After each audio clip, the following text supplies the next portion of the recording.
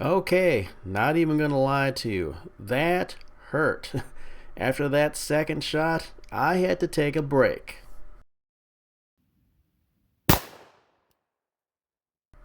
And okay, after that third shot, I was done. Here's my little three-shot group.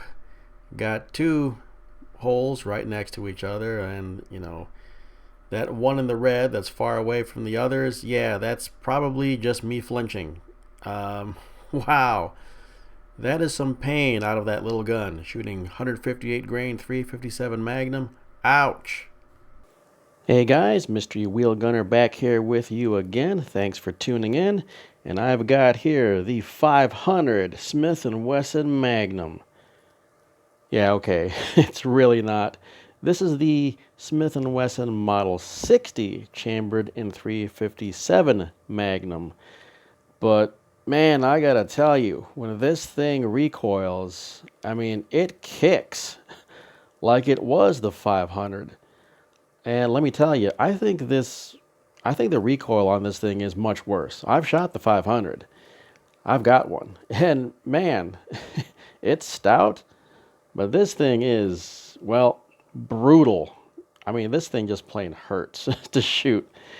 We'll get to that here in a little bit. Let's get to some of the specifics for this model here. This is the Model 60 Pro Series. And yep, we're empty. It's got a 3-inch barrel. It is slab-sided with the strange undercut. Some people like that bit of styling. Yeah, I think it would have looked a lot better if Smith & Wesson would have just left it squared off. Anyway, it's got this neat little stylish window in the ejector shroud. I don't know if that's just for style or to shave a little bit more weight off it. Looks cool though. It is a J-frame, so it is a 5-shot. The J-frame is Smith & Wesson's smallest revolver size currently. I really don't see how they could get any smaller unless Smith & Wesson starts making a little Derringer in 22. Anywho, all right. Fully click adjustable rear sight. The front sight is a very prominent ramp, and it does have a tritium insert. So yeah, you've got a front night sight on this thing. 3-inch barrel. Did I already say that? It has the standard Smith & Wesson logo. We'll get to that in a little bit here, and it is marked as a Pro Series. You got these nice wooden grips here. They look really nice. They feel good when you're not shooting it. Once you pull that trigger and you touch off a 357 Magnum, ouch. There's just not enough material. Can't talk right now. Okay, got some water. And now I think I can talk a little better. So there's just not enough material right there. It's that thin gunfighter style grip that a lot of people love. And maybe if this was 22 or 38 special, maybe that'll work. But 357 Magnum, especially in something as light as this gun, it's not the lightest. The airweight J-frames are certainly lighter than this one, but it's still fairly light. And combine that with 357 Magnum and these thin gunfighter grips, ouch, that's just a world of pain. Anyway, some more specifics. So it has the standard logo on there, and it has Pro Series right on it.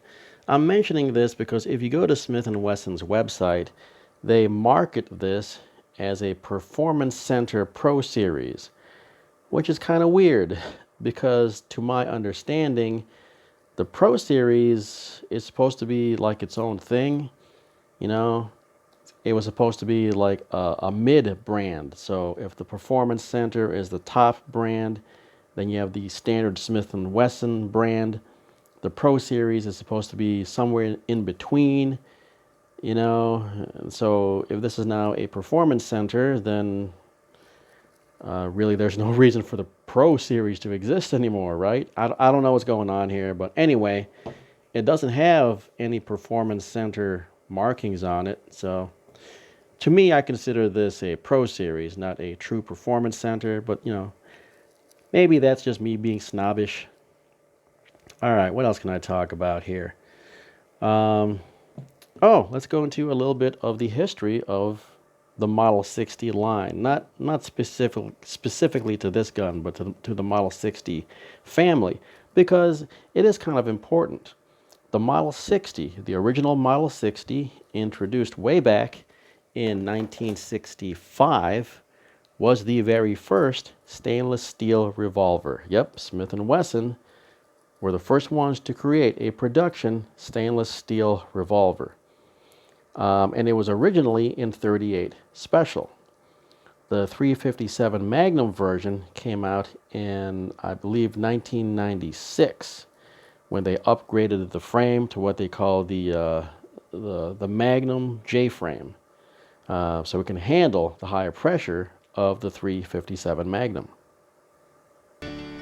Time now for another episode of The Trigger Snob with your host, The Trigger Snob. All right, here we go. Safety check, we are empty. First, single action. And oh yeah, it's a Smith. You know what Smith & Wessons are like. Very, very light. Man, does not take a whole lot. Let me try pulling the trigger in a rather awkward way so you can see just how short that trigger travel is. Man, there's not a whole lot of travel right there, and it is light. It may look heavy because I'm trying to push on it slowly. But wow, very nice. Okay, double action time. And wow. You know what? That Pro Series is pretty impressive. It may not have the Performance Center markings, but ooh, it's got some Performance Center DNA in that trigger. Yes, it does. That is a smooth pull.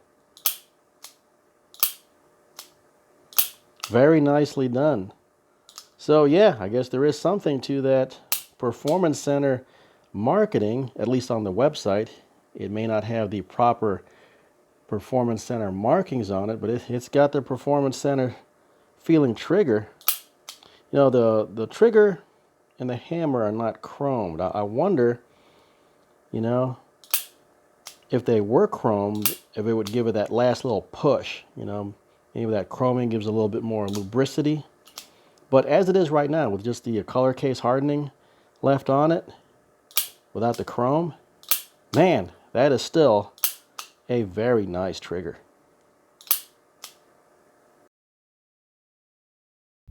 So the last time I shot this gun using .357 Magnum, it absolutely brutalized me. So I got some .38 Special. Let's see if it's any less painful this time out.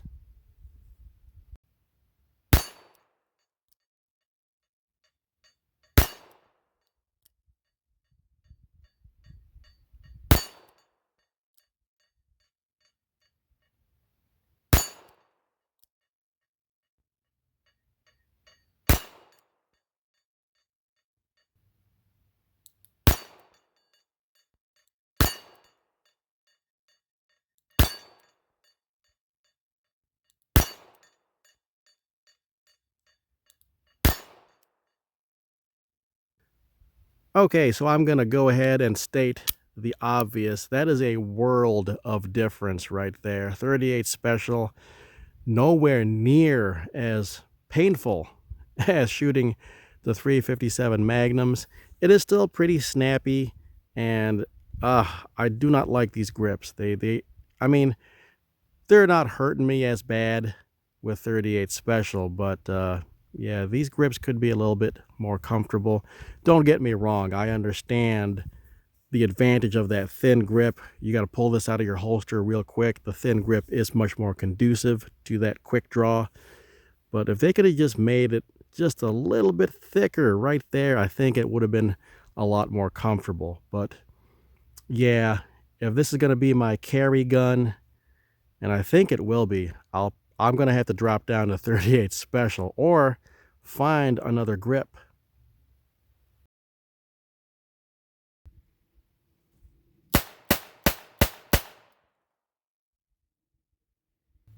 And hey, look at that. Not too bad for Humphrey Bogart hip fire, huh? 1, 2, 3, and 4, 5. Look at that. In the X, in the red, yeah. Now, admittedly, I'm not that far away, but, you know, if you're going to do Humphrey Bogart hip fire, you're not going to be that far away from your attacker.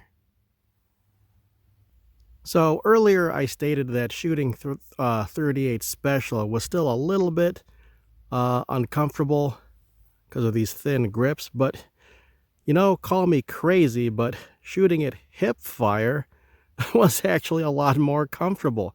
I didn't even feel that little bit of discomfort because of the thin grips over here. So the question is, what if I did Humphrey Bogart hip fire with 357 Magnum? Will it still be, you know, brutal and painful? Hey, let's find out.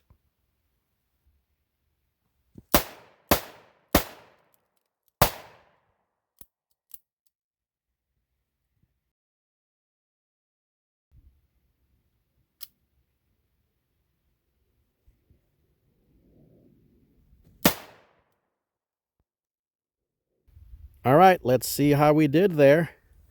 So 1, 2, 3, 4, 5. That hit's kind of marginal, but, you know, it's still a hit. And with 357 Magnum, oh, he would have felt that. But these 4 up here, yeah, definitely fight stoppers with 357 Magnum, any of these 4. So, how did the recoil feel? I would not call it pleasant, but a lot better than, you know, bringing it up and, you know, shooting it while acquiring the sights. So for whatever reason, I don't know much about biology and physiology and all that stuff, but for whatever reason, the Humphrey Bogart hip fire seems to take the sting out of that recoil impulse. That's actually not that bad.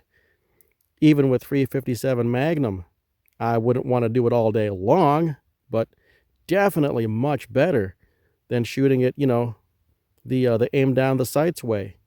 Oh, yeah, and as you saw, there was that ammunition malfunction. Yeah, I'm using my reloads. I'm not the greatest reloader. So, yeah, probably a primer that was sitting just a little too proud. You know, it was probably sitting flush. So the first hit seated it, and then the second primer, or the second firing pin hit, actually detonated it. Anyways. And that'll do it for this video. As always, hey, thanks for tuning in. Give me a like, give me a subscribe, put some comments in the comments section. Take care. I'll catch you all next time.